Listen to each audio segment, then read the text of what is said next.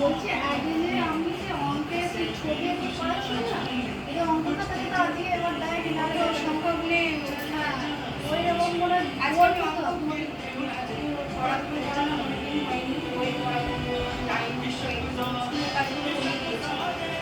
ওদের ওই খাতাগুলো দেখছিলাম যে কটা গুণে সেখানে 2-3 লেখা আছে, সেইটার মধ্যে সার্ভে করতে হ্যাঁ ওই দুইটা মানে সব কটা সংখ্যায় লেখা আছে।